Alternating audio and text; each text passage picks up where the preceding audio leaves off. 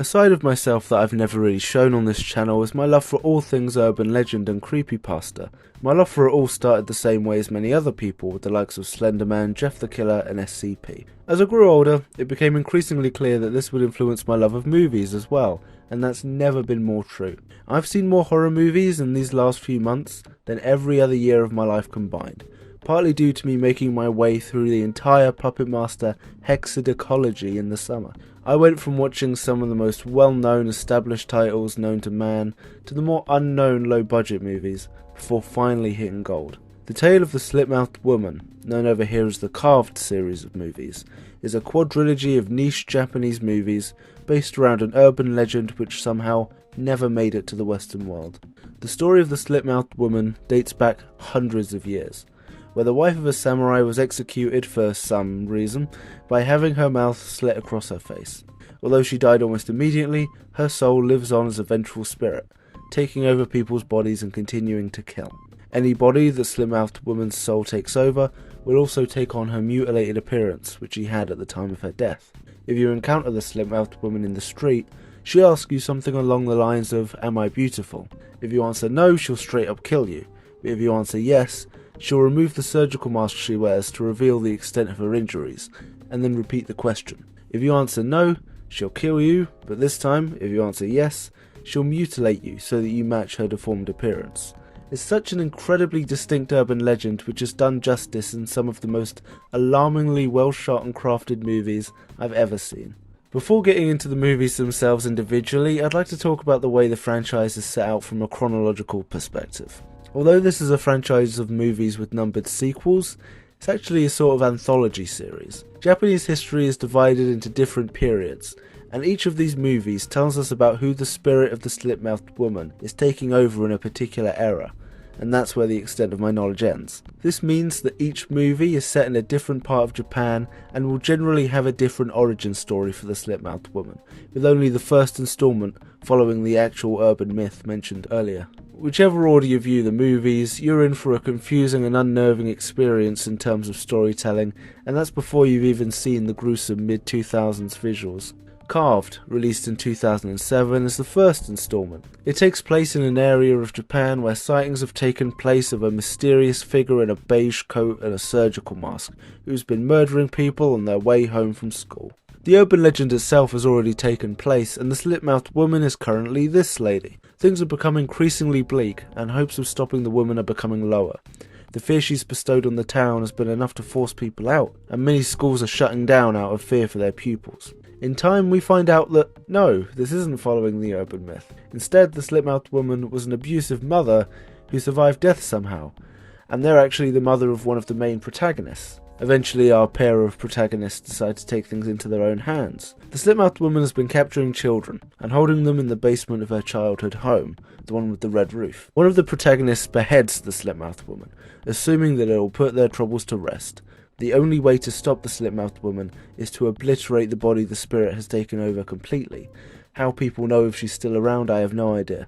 So rather than putting an end to the fear and bloodshed, the spirit instead takes over the protagonist, and she becomes the new Slit-Mouthed Woman, in perhaps the most famous scene of the series, and one of the most jaw-dropping conclusions to a movie I'd ever witnessed. Carved 2 was released in 2008. It takes place in a different part of Japan at a different time. It follows a popular schoolgirl, Mayumi, who excels at lessons and is even the object of affection for many other pupils. It's essentially your run-of-the-mill, slice-of-life, romance, high school anime. However, things take a turn. Late one night, Mayumi becomes the victim of an acid attack.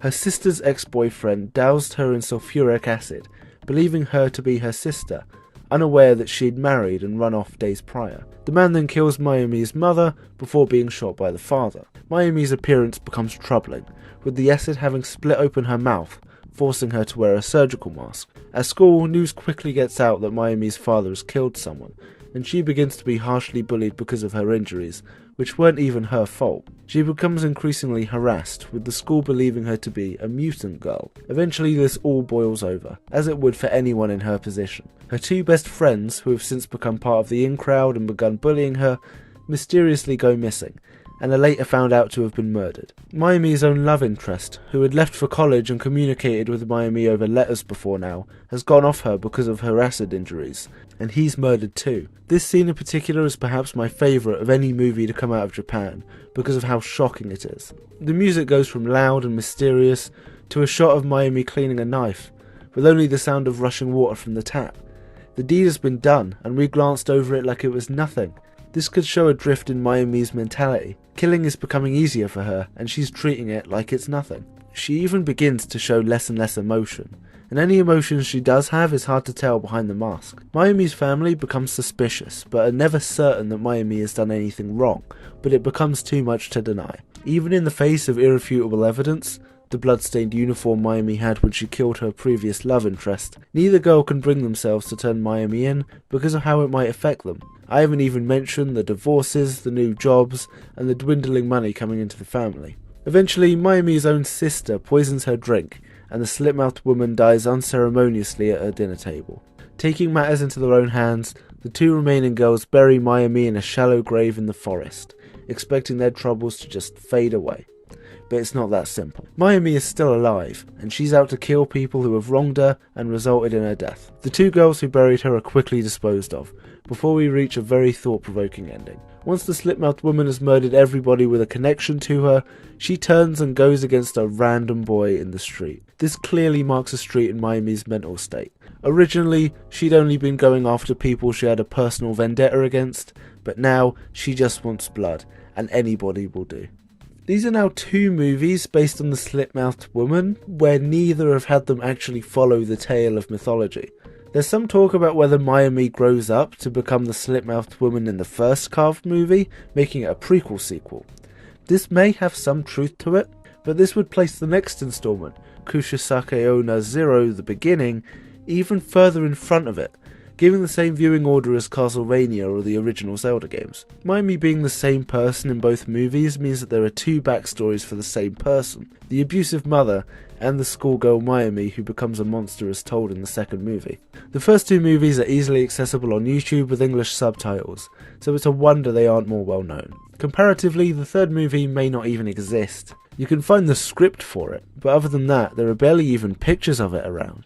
It's even classified as partially lost media depending on where you look at it. And things only get worse as you look onto the fourth movie, Kushisake Onna Returns. The first three movies were all released in 2007 and 2008, but this fourth movie came out in 2012, so as well as declining ratings, you have poor CGI for the time added into the mix. This time, you can find the movie on YouTube, at the moment, but it's entirely in Japanese with no subtitles, which rules me out of ever being able to view it.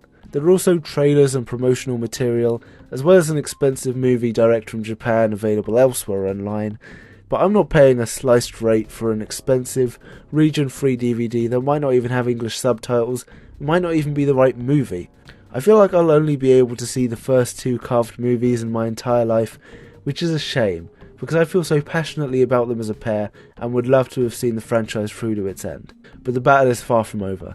If you thought it was a scavenger hunt finding out anything about these movies already, then it may surprise you to know that these four are only half the fight.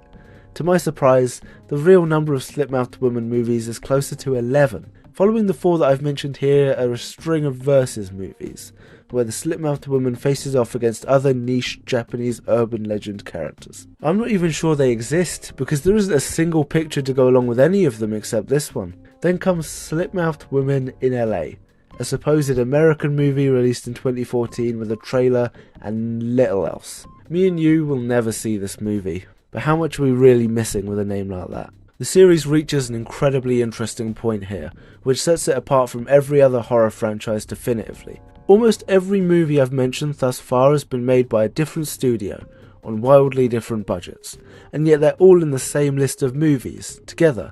They are all one series of films. Never has this been more alluring to me than with the most recent installment, Slit-Mouthed Woman 2022.